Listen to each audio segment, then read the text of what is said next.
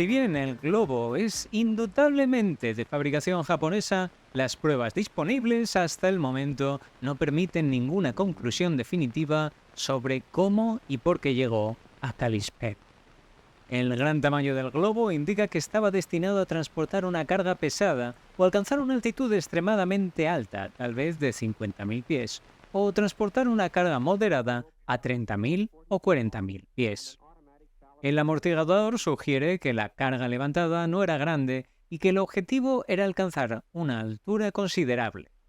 La espoleta y la carga de ignición están destinadas a destruir el globo al cabo de una o varias horas, ya sea para evitar su detección o posiblemente para recuperar el equipo enviado al aire o para evitar interferencias con operaciones posteriores de naturaleza similar.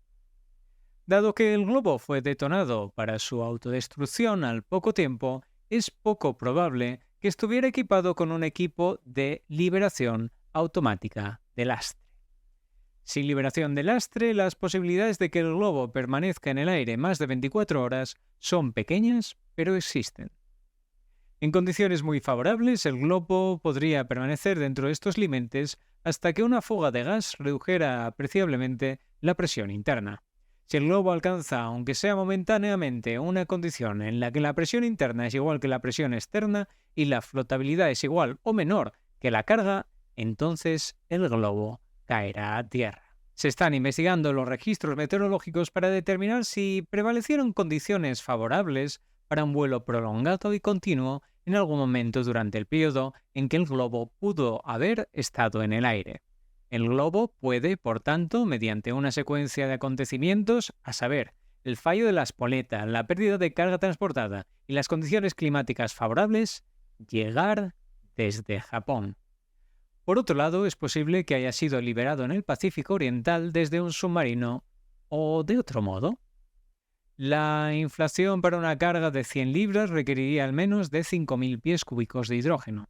Esto requeriría 20 cilindros de 25 pies cúbicos de capacidad o hidruro de calcio o hidruro de litio. El uso de hidruro de litio o calcio requeriría algún aparato generador de gas. Inflar un globo desde un submarino sería difícil, pero no imposible. Adenda. Este globo y probablemente los otros dos llevan un ingenioso mecanismo de liberación de lastre para mantener una altitud superior a los 20.000 pies. Esto permitiría un vuelo de duración considerable y, por lo tanto, aumenta la posibilidad de que hayan sido enviados a lo largo de todo el recorrido desde Japón en lugar de haber sido enviados desde un submarino. El lastre podría ser material inerte o incendiario o similar. Extractos de los informes del Laboratorio de Investigación Naval, del Centro Técnico de Inteligencia Aérea de la Estación Aérea Naval de Estados Unidos en Anacostia, en Washington, D.C., basándose igualmente en los informes del 8 de enero de 1945 desde Montana y del 15 de enero desde Hawái, igualmente en 1945. Bienvenidos al Nuevo Occidente. Muy buenas, saludos a todos, aquí Ramón Vega para Big One Media, emitiendo desde Singapur. Una semana nada más viajaremos desde las majestuosas montañas del Himalaya a los bulliciosos mercados de Tokio. Tratamos de difundir, como siempre, alta divulgación sobre Asia y alguna que otra investigación, eso sí, al alcance de todos. En el monográfico de esta semana veremos cómo durante la Segunda Guerra Mundial los japoneses idearon un arma poco convencional: los globos Fu-Go. Estos artefactos, enormes globos de papel con bombas, fueron lanzados desde el propio Japón hasta América del Norte, con la esperanza de causar destrucción y miedo. Su historia es realmente fascinante, revelando una faceta poco conocida de la guerra, la creatividad destructiva de los tiempos y la capacidad de los científicos e historiadores de desentrañar nuevos misterios subiéndose a hombros de gigantes. Acompáñeme mientras exploramos juntos cómo estos globos, impulsados por los vientos del Pacífico, cruzaron los océanos, desafiaron las expectativas y alcanzaron su destino durante una guerra global, literalmente. Y estén muy atentos porque a lo largo de este proceso incorporaremos en algún punto del relato nuestra receta asiática rápida de la semana, aunque parezca imposible, pues tiene mucho que ver con estos globos. Las noticias de esta semana, hablaremos de los indocumentados que andan por todo el sudeste asiático y cómo están reaccionando las autoridades de diferentes países. También veremos cómo se están poniendo de serios en China con las inteligencias artificiales, sobre todo en relación con los estudios universitarios. Y veremos también cómo se está tratando de investigar la semana de 4 días propuesta por el gobierno de Indonesia, haciendo un test a partir de esta semana con los funcionarios. Y veremos cómo hay una versión todavía más mejorada de los globos Fugo en su última versión, mejorados y procedentes de Corea del Sur para Corea del Norte. No se olviden de apoyar el canal con sus pulgares arriba y sus comentarios. Les animo, como siempre, a compartir y valorar los comentarios del resto de seguidores del canal. Y sin más dilación, acompáñenme a descubrir la fascinante historia de esta semana. Preparen sus prismáticos y vigilen las costas del Pacífico, que empezamos. Los Fugo, que significa literalmente código Fu, es decir, un arma, eran un arma incendiaria de globo o Fusen Bakudan, literalmente bomba de globo, utilizada por Japón contra los Estados Unidos durante la Segunda Guerra Mundial. Consistía en un globo de papel lleno de hidrógeno con un diámetro de 10 metros, llevando 4 dispositivos incendiarios de unos 5 kilos y una bomba antipersonal altamente explosiva de 15 kilos. Como veremos, esto irá cambiando según el tiempo, los modelos de globos y los objetivos específicos que estos tuvieran. Tenían un sistema sofisticadísimo de lastre de sacos de arena que será clave para mantener la altitud, pero también para descubrir de dónde procedían. Las bombas tenían como objetivo causar incendios forestales masivos y sembrar el pánico en los Estados Unidos. Entre noviembre de 1944 y abril de 1945, el ejército imperial japonés lanzó aproximadamente 9.300 globos desde sitios en la costa de Honshu, de los cuales alrededor de 300 de los globos fueron encontrados observados en Estados Unidos, Canadá y México. La idea de usar globos en la guerra no es nada original.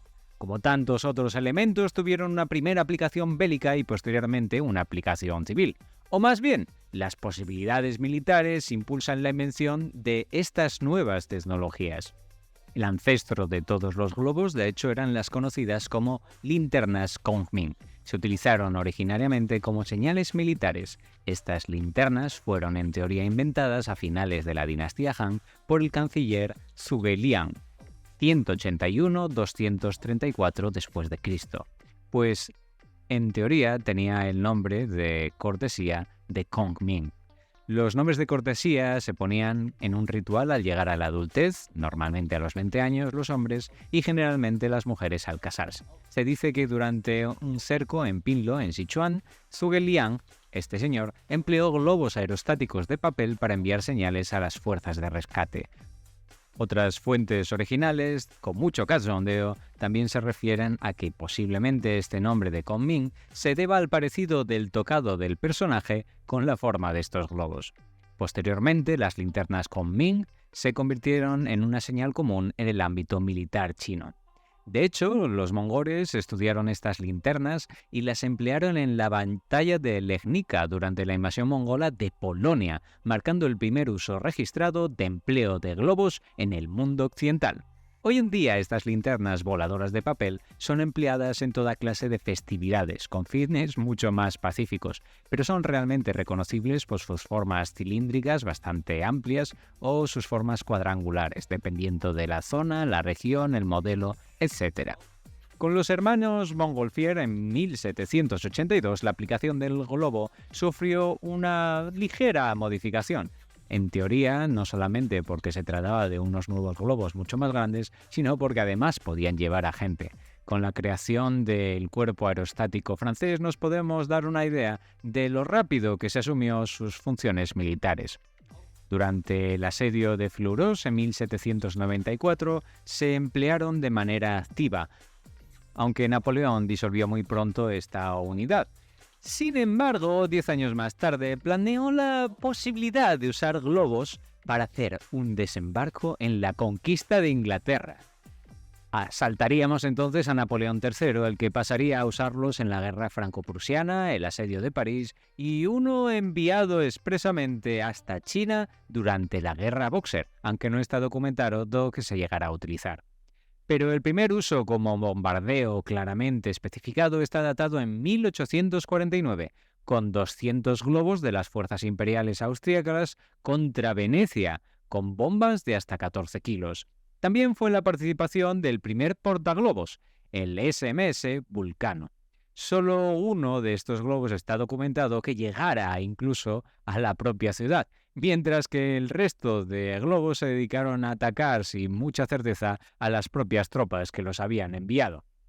Pero se transformaron con el tiempo en puestos de observación y artillería avanzada, como durante la Guerra Civil de los Estados Unidos, sobre todo gracias al investigador Lowe. Los desarrolló, aunque hay que tener en cuenta que tenía a su lado a un observador civil bastante conocido, un joven ingeniero, un Graf Ferdinand von Zeppelin, que de hecho le solicitó en reiteradas ocasiones poder asomarse a estos globos, pero como era un observador neutral internacional, no se le permitió. Evidentemente, estamos hablando del mismísimo von Zeppelin de los Zeppelines.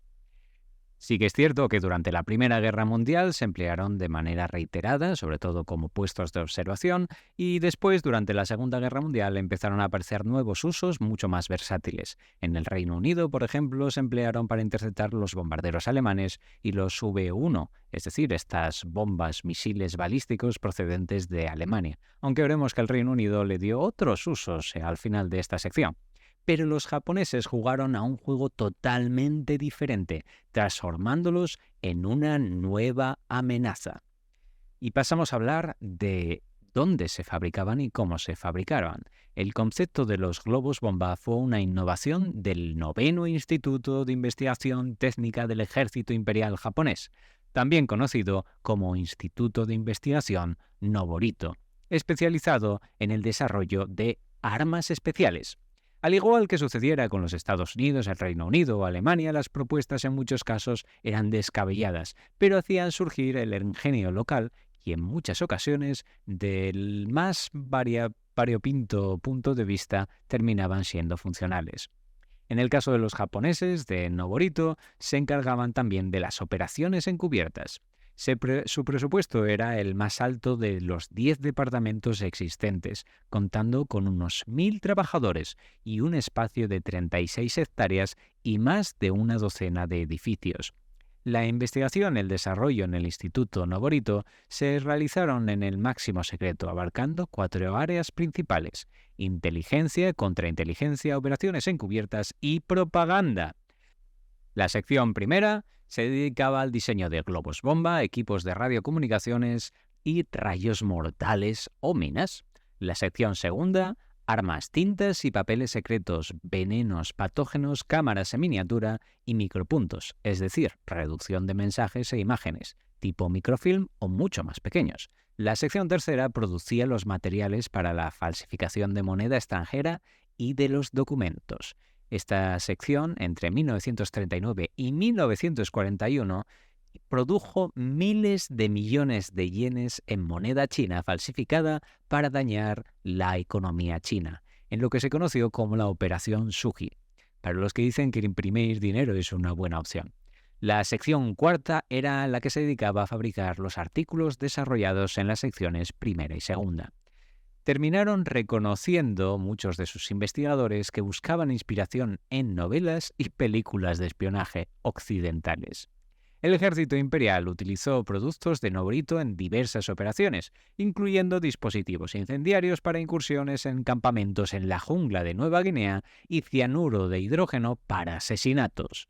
Los equipos de radio de onda corta desarrollados en el instituto permitieron mantener operativos los soldados en Iwo Jima y Okinawa en contacto con el continente durante meses tras la captura de estas islas por los Estados Unidos en 1945. Noborito también asistió al Kempeitai, la policía militar, en la contrainsurgencia, desarrollando técnicas y equipos para examinar huellas dactilares, pisadas, marcas de neumáticos y huellas dentales, inspeccionar paquetes con rayos X, detectar mensajes secretos de la resistencia y grabar conversaciones al aire libre y telefónicas. Además, el instituto desarrolló dispositivos de escucha, explosivos disfrazados como latas de comida o carbón y bolígrafos falsos que dispensaban bacterias para envenenar pozos. Algunos investigadores de Noborito colaboraron con unidades del ejército en el desarrollo de la guerra química y biológica, que esto es un apartado muy oscuro de la guerra y de la historia de Japón. En 1945, los investigadores construyeron una antena parabólica de 10 metros de diámetro en la prefectura de Nagano, diseñada para derribar bombarderos estadounidenses, pero nunca fue utilizada. Aunque de todos estos desarrollos algo quedó y se siguieron empleando tanto en Japón como en otros países. Pero aquí hemos venido a hablar de los globos. ¿De dónde sale esta nueva idea original? Bueno, en 1933 el teniente general Reikichi Tada lanzó un ambicioso programa en Noborito llamado Fugó. Este proyecto presentaba un globo de 4 metros de diámetro lleno de hidrógeno y equipado con una mecha del tiempo diseñada para lanzar bombas a distancias de hasta 110 kilómetros. Aunque prometedor, el proyecto se detuvo en 1935 y nunca se completó. Después del ataque Doolittle en abril de 1942, en el cual aviones estadounidenses bombardearon el territorio japonés, el cuartel general imperial ordenó a Noborito desarrollar una capacidad de bombardeo retaliatorio contra los Estados Unidos. Es decir, se buscaba venganza. Hay que tener en cuenta que no es solamente que se esté atacando el territorio, literalmente dentro del sintoísmo japonés, el ataque contra el territorio es un ataque contra los espíritus que están habitándolo también y contra los ancestros de aquellos que están poblando la región. Por lo tanto, era contra todo lo más sagrado para los japoneses. Durante el verano de 1942, Noborito investigó varias propuestas, incluyendo bombarderos de largo alcance con diferentes capacidades en las misiones. El objetivo es que fueran ataques unidireccionales desde Japón hacia ciudades en la costa oeste de los Estados Unidos, así como pequeños hidroaviones cargados con bombas que podían ser lanzados desde submarinos. De hecho, en 1941, varios submarinos japoneses llegaron a bombardear los Estados Unidos, precisamente en Santa Bárbara, California, estando muy cerca de incendiar una plataforma petrolífera y un bosque nacional. Y esto será clave. Precisamente en 1942 se llevó a cabo una prueba conocida como el ataque aéreo de Lookout. Esta incursión consistió en el envío de un hidroavión, un Yokosuka E-14Y, lanzado desde un submarino frente a las costas de Oregón. El suboficial Nobita Fujita lanzó 2 grandes bombas incendiarias en el bosque nacional de Siskiyou, con la esperanza de provocar un incendio forestal. De nuevo, ataques a los bosques. Aunque el avión fue avistado y los incendios fueron controlados por los equipos de respuesta, Fujita regresó de manera segura al submarino. Pero quédense con una idea clara. El objetivo no era atacar a las estructuras en general, ni siquiera a la población civil o militar. El objetivo eran los bosques. Sin embargo, la Marina Imperial canceló posteriormente el programa. También en septiembre de 1942, el general de división Sueki Kusawa, quien había participado en el programa original con los globos una década antes, fue asignado al laboratorio y revivió el proyecto de los Fugo con un enfoque de vuelos más largos. Aunque el ataque aéreo sobre Oregón no logró su objetivo estratégico, destacó el potencial de usar globos no tripulados de bajo costo para incendiar los bosques, pero a una escala inmensa.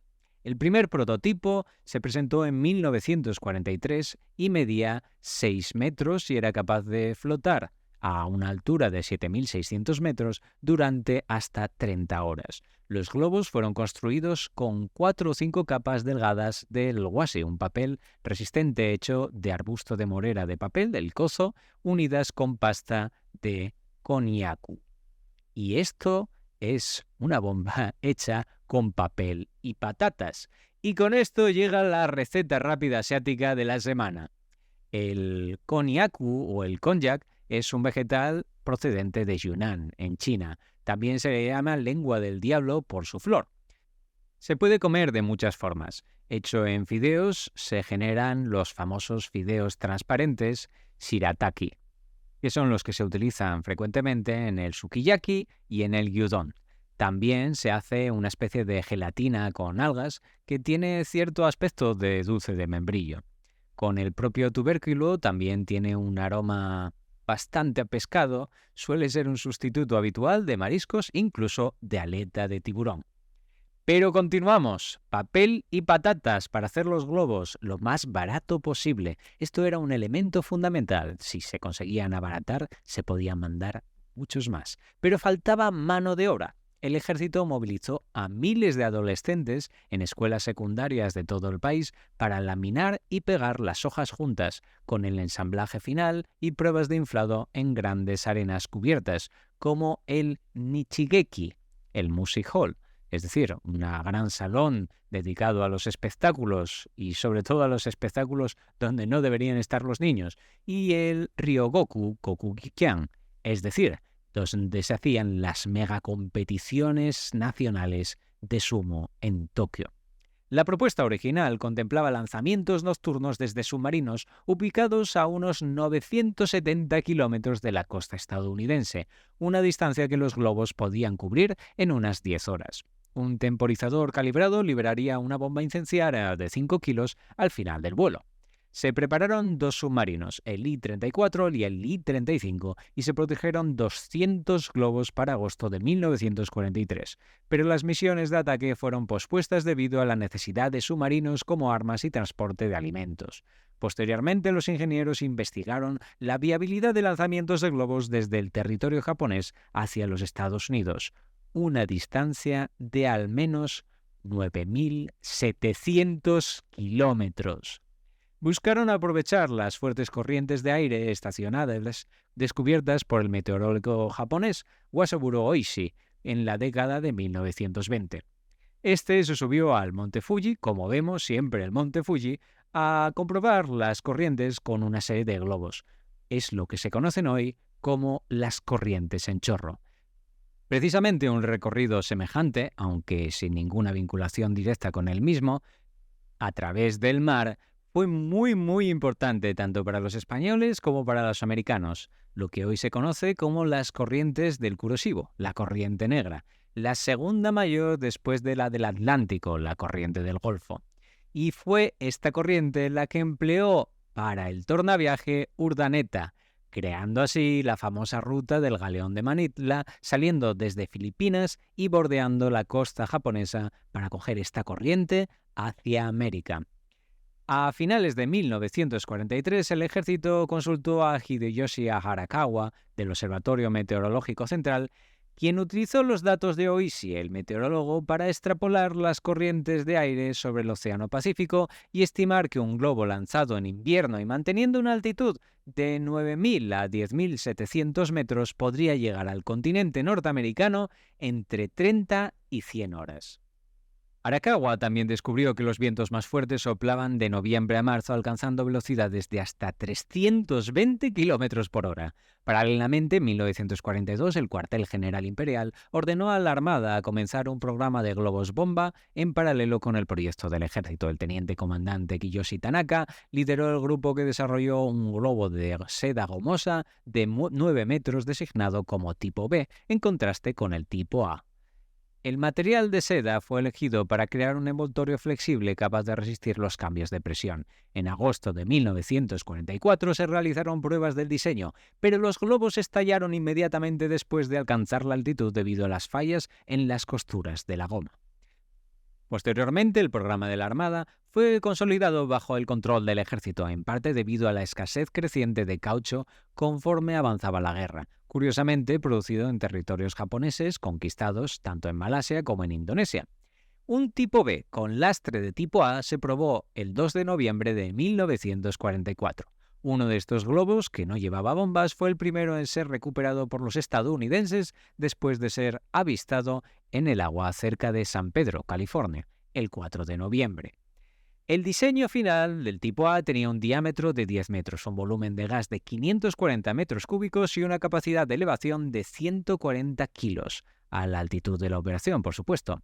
El armamento más comúnmente transportado incluía 4 dispositivos incendiarios térmicos de 5 kilos con un fusible de impacto mecánico, una bomba antipersonal explosiva de alto poder tipo 92 de 15 kilos que contenía un bloque de ácido prícrico o TNT, trinitrotolueno rodeado de anillos de metralla, o una bomba incendiaria tipo 97 de 12 kilos que contenía 3 contenedores de magnesio termítico. Es decir, los termíticos, lo que se ve en las películas que llega a comerse el metal, ese tipo de bombas. Bueno, pues iba con todo este cargamento.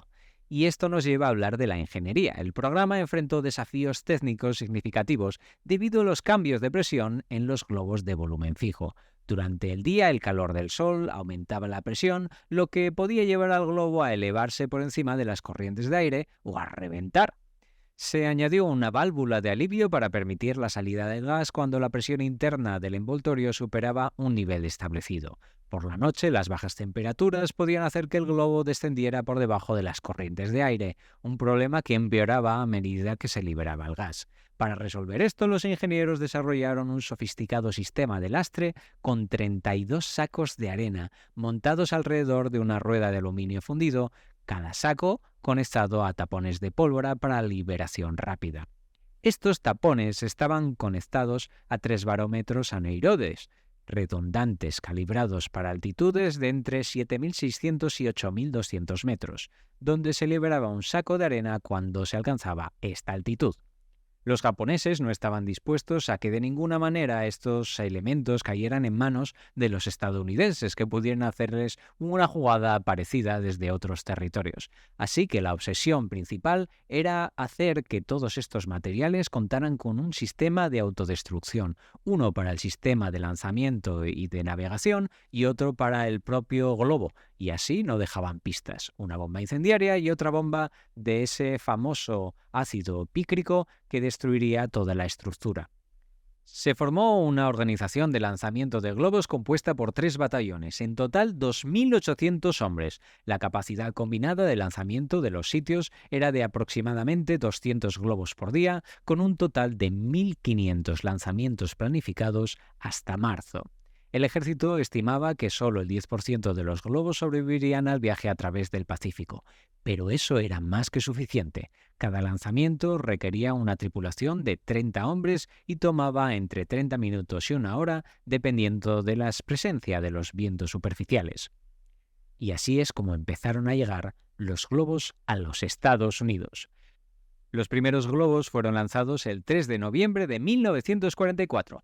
Algunos globos en cada lanzamiento llevaban equipos de radiosonda en lugar de bombas y fueron rastreados por las estaciones de localización para seguir su progreso. 2 semanas después del descubrimiento del globo tipo B frente a San Pedro, se encontró un globo tipo A en el océano frente a Kailua, en Hawái, el 14 de noviembre. Los globos fueron encontrados primero en Wyoming, Montana, Alaska, Oregón, y esto solo contando el primer mes de pruebas. Las autoridades estaban en alerta máxima y los guardabosques forestales recibieron la orden de informar sobre los aterrizajes y dedicarse a las recuperaciones de los restos que pudieran quedar. Los globos continuaron siendo descubiertos por toda América del Norte con avistamientos y recuperaciones parciales o completas. Recordemos el sistema de autodestrucción que no siempre tenía por qué funcionar bien.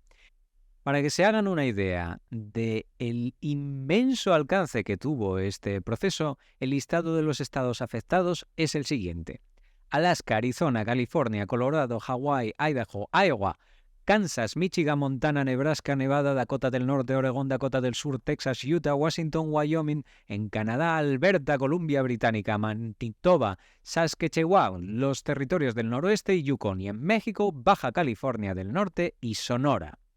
Y no nos engañemos, a día de hoy todavía se siguen encontrando a través de los bosques y las montañas de los Estados Unidos. Para agosto de 1945, el ejército de los Estados Unidos había registrado 285 incidentes con globos entre enero y julio, pero centrándose sobre todo en marzo. ¿Y cuál fue la respuesta de los estadounidenses? Los planes de defensa de los Estados Unidos fueron implementados directamente en abril de 1945. Para la respuesta a la amenaza de los incendios forestales en el noroeste del Pacífico, durante los meses de verano sobre todo, se pusieron de acuerdo el Comando de Defensa Occidental del Ejército, la Cuarta Fuerza Aérea y el Noveno Comando de Servicio, organizando lo que se conocía como el Proyecto Firefly, el Proyecto Luciérnaga, que en inglés la traducción literal sería de Mosca de Fuego. Este proyecto contó con aeronaves, además de 2.700 tropas, incluyendo 200 paracaidistas del Batallón de Infantería Paracaidista, el 555, compuesto completamente por afroamericanos. Estos fueron desplegados en 36 misiones de lucha contra los incendios entre mayo y octubre de 1945. El ejército utilizó el Servicio Forestal de los Estados Unidos como agencia intermediaria, unificando las comunicaciones para la supresión de incendios entre agencias federales y estatales, modernizando el servicio mediante la incorporación de personal militar, equipos y tácticas. El principal problema es que la mayoría de los bomberos de muchas regiones habían sido incorporados a filas, así que había que formar a personal civil. En el proyecto Lightning, oficiales de salud, de agricultura, veterinarios y clubes de 4H, tipo Boy Scouts, fueron instruidos para informar sobre cualquier enfermedad en cultivos o ganado causado por posibles guerras biológicas. La cuestión es que el gobierno de los Estados Unidos temía una inmensa oleada de incendios aleatorios por todo su territorio, y con el consiguiente esfuerzo bélico que se perdería en ello. Ya en 1942, los Estados Unidos pidieron a Disney usar los personajes de su última película para la propaganda contra los incendios. La película era Bambi, pero Disney era Disney y actuó como tal, así que después de un año de ceder los derechos, tuvieron que buscar su propio diseño. Y ese fue Smokey, o ahumado. Curiosamente, el origen de la figura se vincula con los primeros bombardeos de parques nacionales por parte de los japoneses desde los submarinos, como habíamos visto en 1942, y precisamente toda esta campaña se preparó para 2 meses, justo 2 meses antes de los primeros bombardeos con globos bomba. Y por lo tanto, la campaña generó un inmenso impulso que hizo realmente famoso a este oso. Por lo tanto, cada vez que lo vean, acuérdense de lo mucho que contribuyeron los japoneses al desarrollo y el buen conocimiento de este personaje dentro de la cultura más popular de los Estados Unidos. Y de rebote a su primo hermano, copiado por Hanna-Barbera, el oso Yogi. Aviones de combate de las fuerzas aéreas del ejército y de la marina fueron desplegados en varias ocasiones para interceptar globos, pero tuvieron poco éxito debido a informes de avistamiento inexactos, mal tiempo y a la altitud muy baja a la que viajaban los globos. Eran los antiguos drones. En total, solo unos 20 globos fueron derribados por pilotos estadounidenses y canadienses. Los experimentos para determinar la reflectividad del radar de los globos recuperados en febrero de 1945 fueron totalmente infructuosos. Inicialmente, pocos funcionarios estadounidenses creían que los globos pudieran haber llegado directamente desde Japón. Las primeras teorías en los Estados Unidos especulaban que habían sido lanzados desde campos de prisioneros de guerra alemanas o desde centros de internamiento de japoneses americanos. El californiano George Takei, Sulu, o más conocido como el Chiro de Star Trek, publicó hace unos años un cómic autobiográfico conocido en español como Éramos el enemigo, por si a ustedes les interesa más saber sobre este tema. Y si no, déjenos en los comentarios una buena nota que refiera sobre su interés por este proceso de los americanos encarcelando a americanos por los posibles vínculos que tuvieran con otros países. Después de que se encontraran las bombas finalmente como de un origen japonés claro, se creyó que los globos fueron lanzados desde submarinos costeros. Un análisis estadístico de los números de serie de las válvulas sugirió lo que más temían los estadounidenses, que habían sido producidos a decenas de miles. Y ahora vamos a hablar de la clave, el descubrimiento. ¿Qué hicieron los americanos para descubrir realmente el origen exacto de todos estos globos? Una subsección del proyecto Lightning, denominada como Arrow, contemplaba el transporte aéreo rápido de todos los restos de globos al laboratorio del Centro de Inteligencia Aérea Técnica en Washington, D.C., para su análisis biológico. Temían una guerra bacteriológica y esto fue la clave. Los japoneses no se habían dado cuenta y habían pasado por alto un increíblemente bien estructurado plan. Los sacos de lastre. La composición mineral y diatomácea de la arena de los sacos. Todo esto fue estudiado por la Universidad de Geología Militar del Servicio Geológico de los Estados Unidos, que determinó su origen en Shiogama, en Miyagi, o menos probablemente en Ichinomiya, en Chiba, siendo precisamente esta última la ubicación correcta. Un reconocimiento aéreo de Shiogama en mayo de 1945 mostró lo que se interpretó erróneamente como globos inflados y una posible área de lanzamiento en la playa.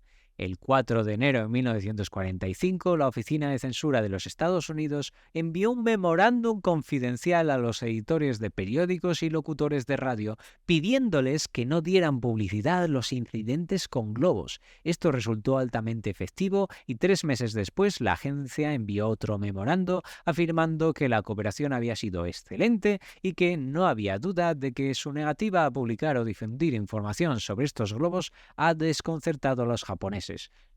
De hecho, ese era el objetivo principal, el causar el pánico por parte de los japoneses. El ejército imperial japonés solo supo que llegó uno de estos globos, el de Kalispell, a través de un artículo de un periódico chino, el Takunpao, el 18 de diciembre de 1944. El hallazgo de Kalispell fue reportado originariamente el 14 de diciembre por el Western News, un semanario publicitario en Libby, Montana. La historia luego apareció en artículos de revistas de la Times y del Newsweek el 1 de enero de 1945, así como la portada del 2 de enero del Oregonian, de Portland, en Oregón, antes de que la Oficina de Censura enviara el memorando. Precisamente por la carencia de noticias por parte de la prensa estadounidense, a partir de mediados de febrero de 1945, las transmisiones de propaganda japonesas anunciaban falsamente numerosos incendios y a un público estadounidense en pánico, anunciando que había cientos o miles de bajas. Se produjo una violación de la norma a finales de febrero cuando el representante de Arthur Miller mencionó los globos en una columna semanal que envió a los 91 periódicos de su distrito en Nebraska, donde afirmó: como un último acto de desesperación, se cree que los japoneses pueden lanzar globos incendiarios dirigidos a nuestros grandes bosques en el noroeste. En respuesta, los oficiales de inteligencia del Séptimo Comando de Servicio en Omaha contactaron con los editores de los 91 periódicos solicitando censura. Esto fue en gran parte exitoso, con solo 2 periódicos que publicaron la columna. Pero alguien se saltó la censura: los cómics. Recordemos que el Noborito se dedicaba a sacar ideas de novelas y de algunas series pulp que contaban con temas de espionaje. Bueno, pues precisamente, de manera posiblemente inconsciente, algunos de los dibujantes de cómics se dedicaron a hablar de bombardeos mediante globos sobre los Estados Unidos sin saber realmente que estaban hablando de la realidad. Uno de ellos llegó incluso a mostrar semillas mutantes de un horticultor japonés que trataba de atacar a la población de los Estados Unidos.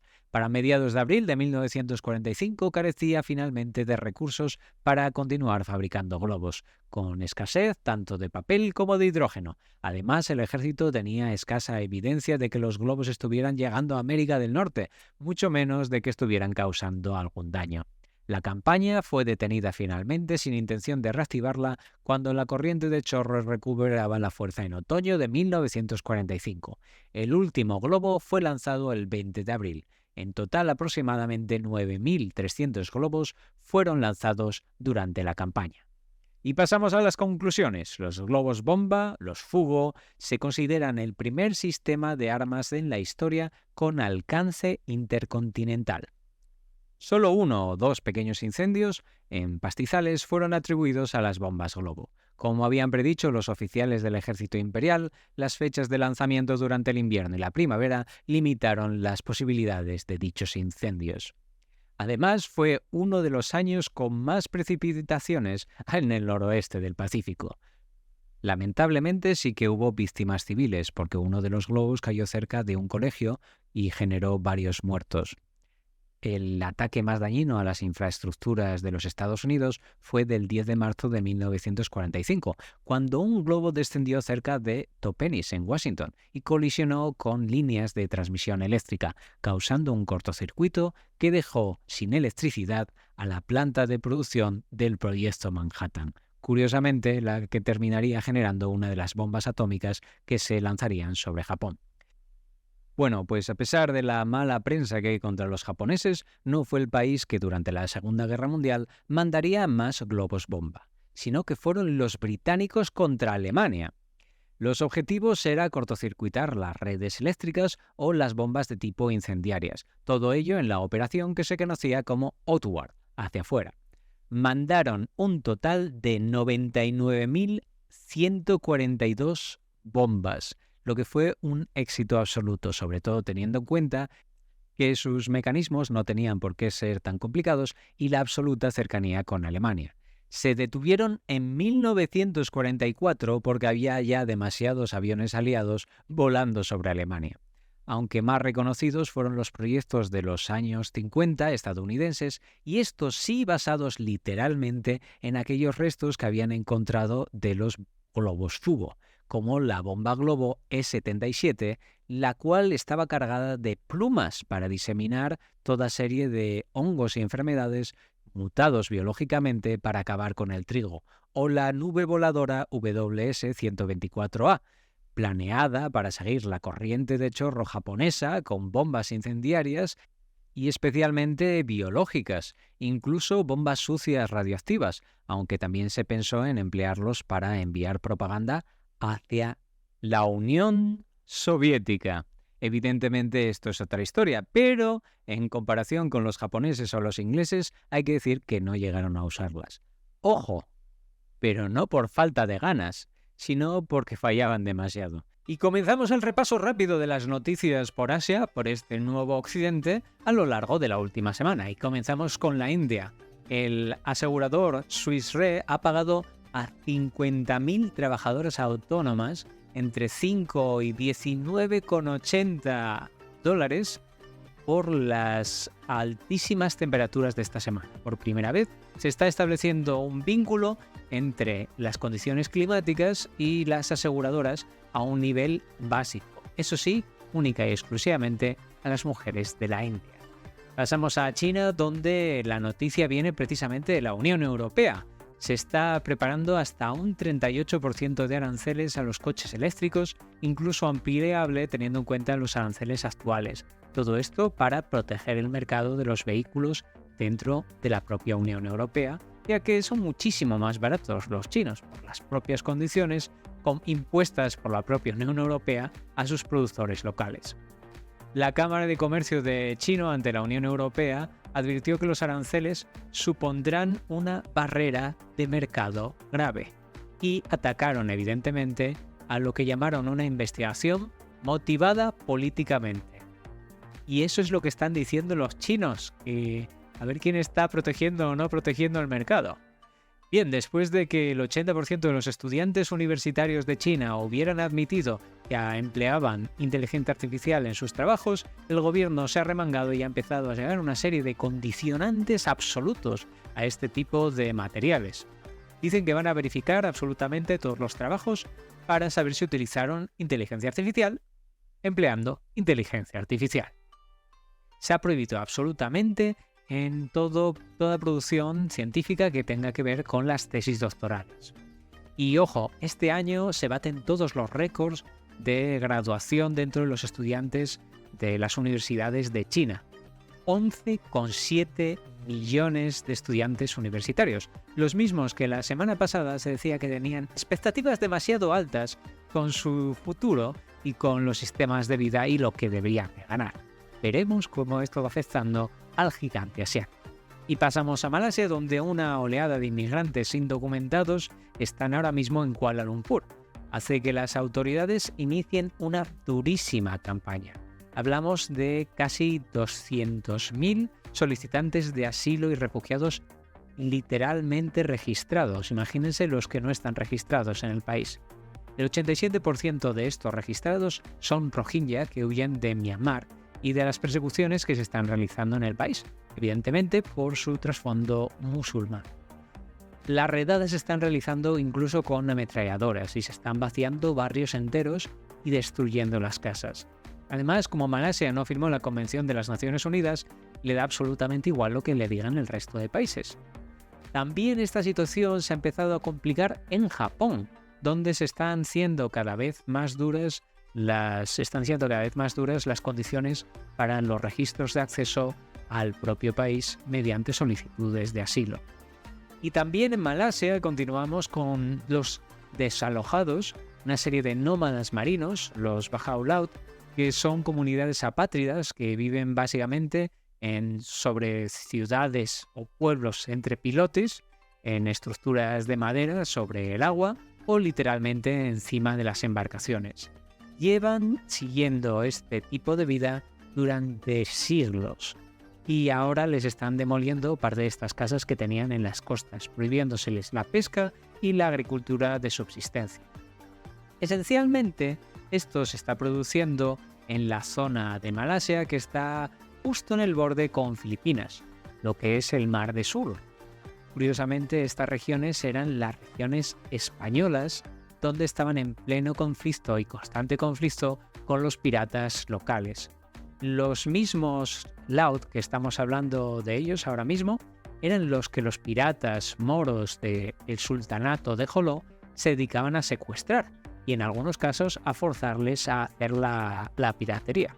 Para que veamos cómo se cierra el círculo. Bueno, pues evidentemente gente que está en esta zona se va a intentar desplazar o hacia Filipinas o hacia otras zonas de Malasia o hacia la mismísima Indonesia. Y veremos cómo va desarrollándose esto con su estilo de vida. En vez de hacer un registro de toda esta gente, se les está expulsando y se les están destruyendo las casas. Recordemos, 5 siglos tenía esta gente en relación con España. El gobierno han dicho que son los propios nómadas de los mares los que están quemando sus propias casas para tener más seguidores por internet. Y pasamos a Singapur, donde tenemos una curiosísima noticia. ¿Recuerdan ustedes las clasificaciones de fútbol de Singapur para el Mundial? Que llegaron a derrotar a China y el capitán del equipo chino llegó a renunciar a su puesto. Bueno, que finalmente en la vuelta ganaron los chinos, pues había evidentemente una tensión y en Singapur se descojonaron, evidentemente. Hay que tener en cuenta el tamaño que tiene la propia Singapur comparada con China y la cantidad de población y de profesionales del tema. Y precisamente uno de estos profesionales es el protagonista de esta mini historia. Esta semana la Copa del Mundo se está preparando,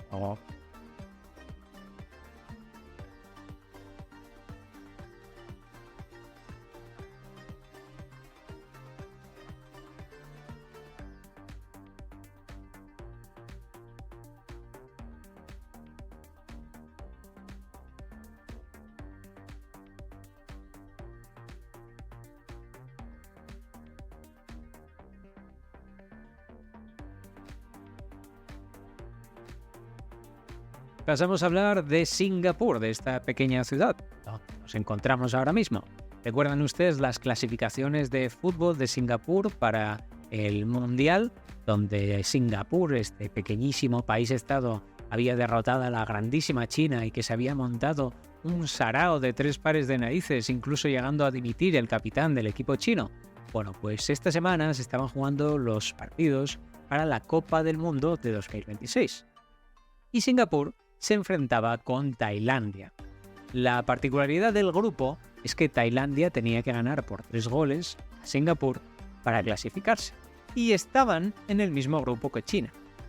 Bien, pues para apoyar al equipo de Singapur, gran cantidad de chinos asentados precisamente en Singapur, recordemos que es la etnia mayoritaria con más del 73% de la población, siendo de diferentes grupos Han o de otras partes de China, bueno, pues se dieron cita muchísimos de ellos delante del local de comida de Dapur Hassan. Y se preguntarán ustedes, ¿quién es Dapur Hassan? Bueno, pues es el portero de la selección de Singapur. Había colas de hasta 40 minutos, cosa que en Singapur es una cosa auténticamente bárbara. Bueno, pues este es el restaurante de la familia, o muchísimo mejor dicho, el puesto de comida que tienen y que pues evidentemente los chinos quisieron apoyar. Y tras 11 paradas, pues el jolgorio local llegó porque a pesar de que Singapur fue derrotado 3-1, ese 1 le sirvió para que China se clasificara para el Mundial. Y pasamos a Indonesia. Esta semana se va a empezar a probar la semana laboral de 4 días. Todo un misterio porque hay ministerios que realmente no quieren participar en ello, pero las empresas públicas sí que están trabajando. Se calcula que al menos 1,6 millones de personas pasarían a formar este test dentro de Indonesia. Veremos cómo evoluciona, sobre todo teniendo en cuenta que la principal justificación que se ha dado es que el 70% de los jóvenes del país tiene problemas de salud mental. Se juntan churras con merinas. Tomaremos nota de lo que sucede. Y también, en una parte todavía más oscura, pero que puede que en algún momento les ayuda a comprender ciertas noticias, hay una ola de extorsiones sexuales dentro de Indonesia. Se paga a la gente porque manden fotos desnudas, sobre todo de mujeres, y luego se las extorsiona solicitando más y más a cambio de no publicar de manera virtual estas fotografías en las redes, lo que se conoce como la sextorsión. Pero se ha vuelto todavía más turbio en el entorno de Indonesia. El caso es que esta semana han aparecido 2 casos de mujeres que terminaron abusando sexualmente de sus hijos pequeños a causa de estas extorsiones. Indonesia lidera actualmente duplicando este tipo de casos en comparación con el resto de toda Asia. Y esto se está extendiendo como la tuberculosis, que ya está afectando solo en Indonesia a más de 1 millón de personas. Y pasamos a Corea del Sur, donde Dinamarca se ve en un curioso conflicto, ya que prohíbe la venta en el país de varios fideos instantáneos de la marca Samyang, que es procedente de Corea del Sur. No es que estuvieran mal, es que eran demasiado picantes y esto podía ser peligroso para la salud de los daneses. La empresa se ha disparado últimamente en bolsa más de un 70% desde que sacaron una versión de salsa carbonara en unos fideos instantáneos y se empezó a vender en los Estados Unidos, terminándose incluso el stock. Ojo al poder blando también y la comida en diferentes países asiáticos. Y se ha estado mejorando el envío de globos por parte de Corea del Sur a Corea del Norte. Eso sí, por parte de grupos particulares que se mantienen en el anonimato.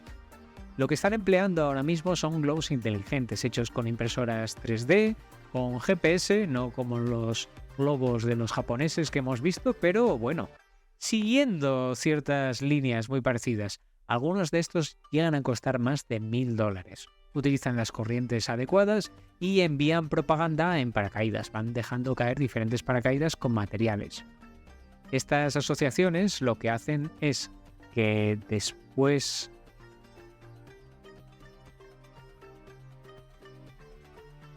Esto sucede la misma semana que Corea del Sur, después de haber sido bombardeado con globos de basura. Después de 6 años, ha recuperado las emisiones de altavoces con propaganda desde la frontera. El cargamento típico de estos globos inteligentes podrían ser unas 6 grabadoras y otros 6 paquetes, cada uno con una Biblia y una radio de onda corta, lo que ya nos indica muchas cosas sobre estos grupos secretos independientes por parte de Corea del Sur. Las grabadoras, una vez el globo deja soltar los paracaídas, empiezan a emitir cada media hora canciones surcoreanas, generalmente pop, para atraer a los norcoreanos a la zona y también con mensajes contra Kim Jong-un. Y pasamos a Japón, donde se van a demoler 10 bloques de pisos que estaban con vistas al monte Fuji, precisamente por quitarle las vistas al resto de casas de los alrededores. Esta noticia contrasta claramente con las ocultaciones deliberadas por parte del gobierno japonés del propio monte Fuji para que los turistas no se concentren en determinadas zonas para tomar fotografías, colapsando el día a día de los japoneses. Y pasamos a sus comentarios, el primero de todos, como siempre, revisando iVoox. Muchísimas gracias a todos ustedes y a los de iVoox precisamente por no contar con el apoyo de imágenes, que como hemos dicho, estamos intentando mejorarlo. Al menos tengan alguna de estas imágenes de acceso en la propia plataforma. Actualmente ya son ustedes 300 héroes. Muchísimas gracias. También Buchanan nos ha pedido una bibliografía en YouTube del periodo Meiji, se lo hemos proporcionado, pero la obra de Beazley, que es la Revolución Meiji, la más interesante de todas, parece ser que se ha terminado, que no están asequibles en segunda mano. Los he revisado yo también y están en torno a los 200 euros o más. Por lo tanto, intentaremos convencer a la editorial Satori de que haga una reedición nueva en español. Y una adenda al pie nos avisa que la semana pasada habíamos hablado de que había muy poco petróleo en el nuevo descubrimiento que se había hecho en Corea del Sur.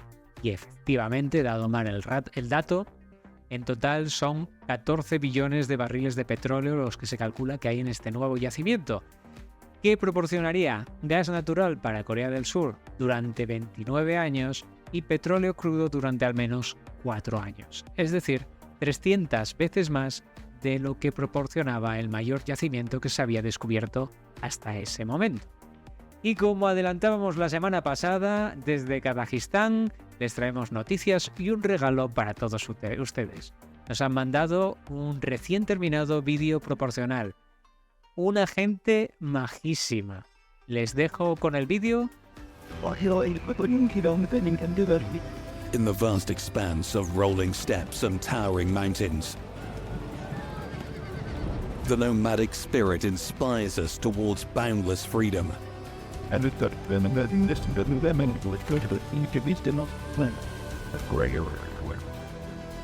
We're a people with ancient wisdom and resilient hearts. Now, as we reflect on our heritage, we broaden our horizons to transform aspirations into reality. United by shared dreams and ambitions, we forge our bright future together. The 5th World Nomad Games 2024, Astana, Kazakhstan.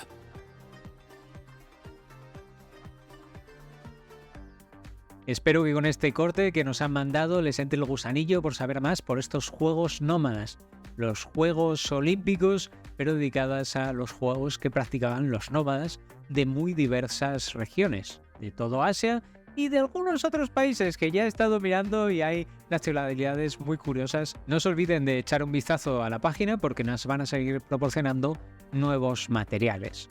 Y la confuciada de esta semana, literalmente de Confucio, nacido en el año 551 a.C. Y la frase es la siguiente. Hay 3 elementos imprescindibles en las cuestiones de Estado: alimentación, equipamiento militar y confianza del pueblo en el gobernante. De estos 3, el equipo militar es el menos importante. La comida es el segundo más importante y la confianza de las personas la más importante. Todos los hombres prefieren morir de hambre que en la guerra, pero sin embargo, todos mueren de vejez. Sin la confianza del pueblo, un Estado no puede sobrevivir. Espero que hayan disfrutado tanto como yo de este fascinante viaje por la cultura asiática de esta manera tan particular. Como siempre les digo, recuerden dejar los comentarios con sus partes favoritas, preguntas y sugerencias, ya que su apoyo y aportes son los que impulsan este canal hacia adelante. No se olviden de apoyar el canal viéndonos en YouTube, en iVoox o uniéndose al club de V1 Media. Disfruten de la semana, prepárense para un nuevo regalo la semana que viene. Nos vemos pronto en el Nuevo Occidente.